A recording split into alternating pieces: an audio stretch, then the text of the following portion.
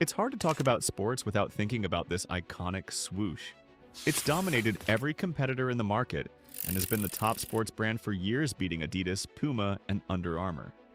In fact, 96% of Americans perceive Nike as the superior of all sportswear, with more than half of them actually wearing the shoe brand. It's no wonder, as its global market share for sneakers and apparel is 16.4%, which is way ahead of Adidas at 9%, the only competitor that's ever come close. It pulled in over $51 billion in revenue in 2023, making it the most valuable apparel brand in the world, and has a market value of over $80 billion as of April 2025. That's the kind of dominance that makes you think Nike's untouchable, right? However, its sales have been sliding over the past year. 4 straight quarters of declining revenue in North America, which is their biggest market, and China, which is its key growth area. Global sales dropped by 9%, down to $11.3 billion in the last quarter, from $12.4 billion the previous quarter. It might not sound so serious, right? It's only $1 billion short. It's essentially still worth billions of dollars, but if you're Nike, it's big deal. Nike's been leaning hard into selling directly to customers like you, both online and in their stores. Downloads of their mobile apps dropped 35%, and foot traffic at their stores was down 11%. Nike got desperate and brought back its former CEO, Elliott Hill, in late 2024. After having retired in 2020, he launched the Win Now strategy, focusing on boosting Nike's presence in 5 key cities, including Beijing and Shanghai. But no one seems to care that much. So, what's causing the big drops? Inflation, the economy, and the ongoing tariffs war between the US and China? They all have great effects in consumers' behavior. But brand perception is also seeing a massive shift, and Nike seems to be not the automatic go-to brand anymore. While Nike's stumbling, On Running is taking this opportunity and elevating its game in the field of sportswear. You've probably heard of it or seen it, but might not be entirely sure of what it is exactly. So what the hell is this On exactly? Well, it's a relatively new performance sportswear Swiss company that was founded in 2010 by Olivier Bernhard, a former 6-time Swiss Ironman champion. It all started with his wild idea of a brand new type of cushioning in running shoes using a garden hose. Weird, right? A garden hose as a cushion? But as ridiculous as it may seem, Olivier, who was an athlete working with Nike at the time, dared to present his weird idea to the company and obviously got rejected, as anyone would have expected. However, if you're Olivier, your passion towards this idea and improving athletes' performance and comfort is so strong, and so you focused on providing value and innovation. That weird idea shaped the foundation of the company, together with his business partners David Alleman and Casper Copetti. Those hollow pods you see on their soles? They promise a running on clouds feel, and that's when cloud tech technology was born. Since Nike's rejection, it's nothing but an upward spiral for the company. Nike's been coasting on its classics like Air Force One, Air Jordans, and Pegasus, which might have led to consumer fatigue. Meanwhile, On has been innovating like crazy with its Cloud Racers, Cloud Nova, Cloud Surfers, and Cloud Monsters. But On was not even trying to compete with Nike. They know that they're no match against Nike's cultural and marketing prowess. They didn't have the money, their production was slower, and their market was significantly smaller.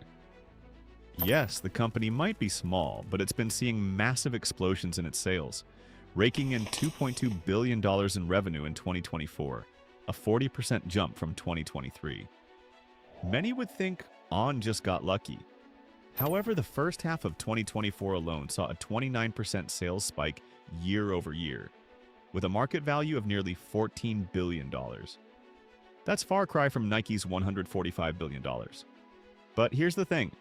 On stock has also climbed 36% from April of 2024, while Nike's been stuck in the mud, down 20% over the same period. On's rise to fame is not accidental, it's deliberate. And as you look at the trend, you're starting to see On's potential, a company that only started from a wild, weird idea. But today, On is not just winning hearts, it's climbing the charts.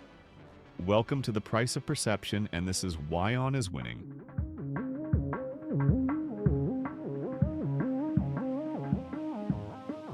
The shopping culture has changed so much in the last decade, which led both On Running and Nike to adopt a direct-to-consumer sales strategy to maximize profit by cutting out the middlemen.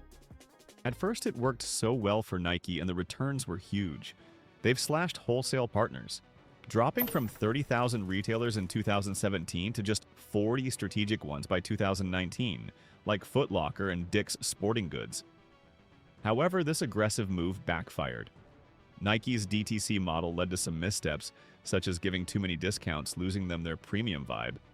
But unlike Nike, On is playing the DTC game like a pro. On has kept their DTC channel premium, with minimal discounts to maintain that high-end feel. They've also been smart about physical stores, initially only targeting big cities like New York, London, and Shanghai, where most people have the most money to spend. And these stores aren't just for selling shoes. They are where you can join run clubs, to test shoes, and to make you feel you're a part of a community. Today, they've expanded to over 60 countries, with 40% of their 2024 sales from Europe and Asia, and 60% from American consumers. Nike's got over 1,000 stores, but they're often just retail, less about community. Because of this, On's DTC growth outpaced Nike's in 2024, with On reporting a 49.3% revenue increase year over year compared to Nike's flat 1% growth. That's a win for On. Another gut punch for Nike is when they lost a tennis legend and a global icon, Roger Federer. For 24 years, from 1994 to 2018, Federer was Nike's golden boy. By 2008, they signed him with a $10 million per year deal, and Nike's marketing machine turned him into a fashion icon, strutting into Wimbledon in cardigans and blazers. His RF logo was everywhere. But in 2018, Federer dropped a bombshell when he walked away from Nike.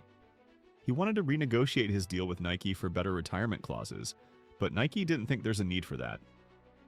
Sadly, when Nike couldn't just do it, the long-term relationship has to come to an end.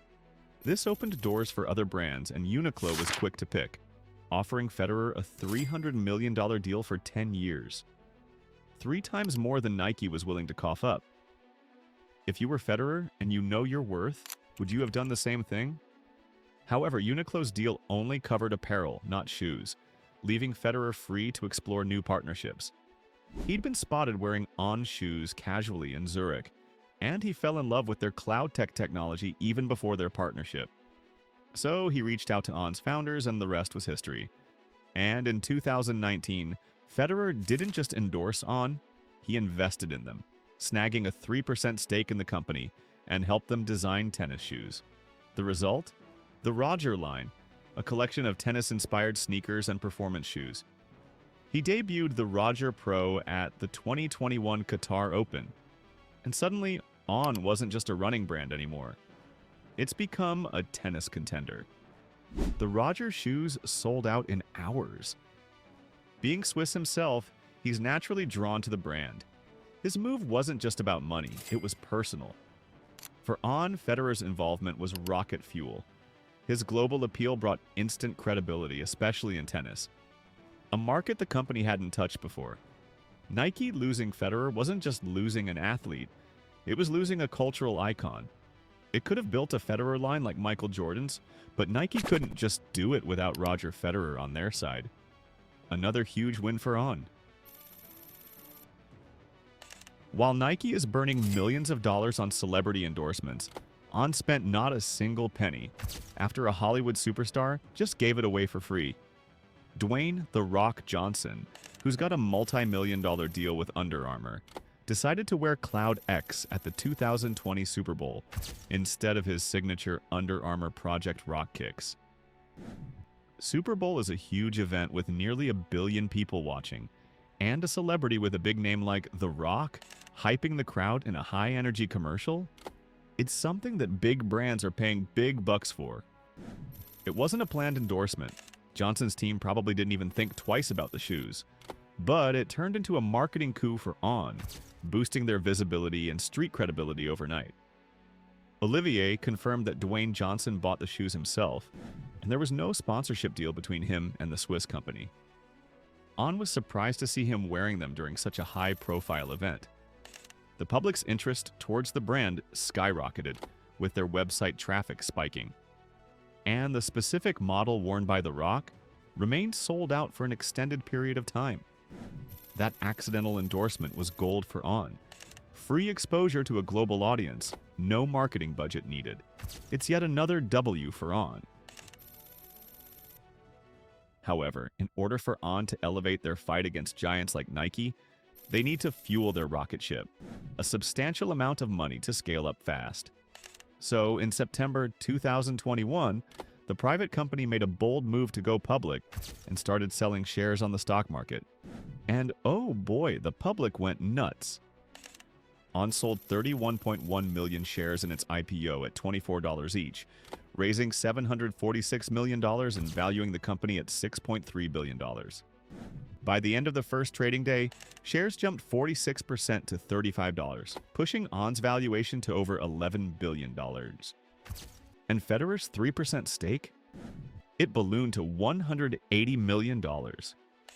On's IPO move was not only bold, it was perfect timing. 2021 was a record year for IPOs. This was the time when most people were at home, locked down because of the pandemic. And if you were looking for opportunities and you happened to be one of the lucky traders who bought On's shares at the time, it's probably one of the best financial decisions you've ever made. The IPO boosted not only On's cash to fund new factories and warehouses, but also their prestige, making you see them as a serious player, not just a niche brand. The company's valuation may still not be on par with Nike's, but the IPO put the company in the same playing field as Nike's, taking advantage of the perks. It may have not closed the gap between the two companies, but it certainly fueled On's rocket ship.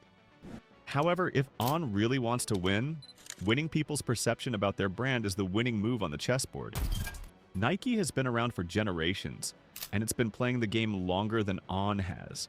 It has a loyal fan base of older generations like Gen X and Boomers, but Gen Z and Millennials?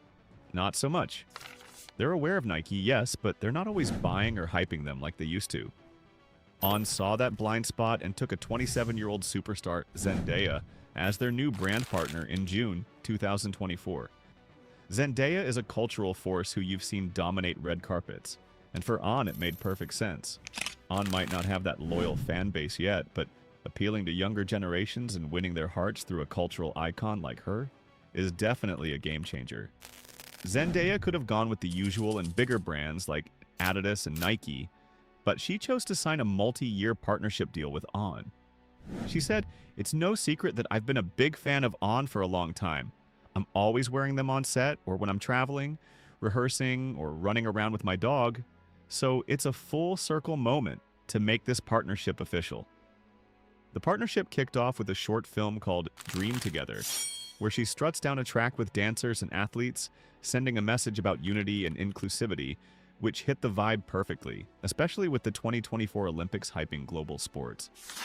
Her campaign seems to be quite appealing to Gen Z and beyond because of her authenticity and versatility, which feels organic and culturally relevant.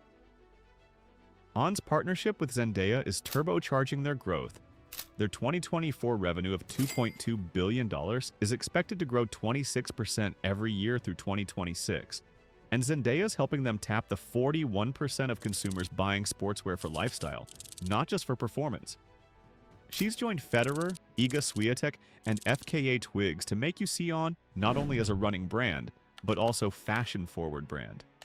The belief of celebrities like Roger Federer, The Rock, and Zendaya have in On running's potential is reshaping your perception of value, making you think twice about what makes a brand worthy of your money.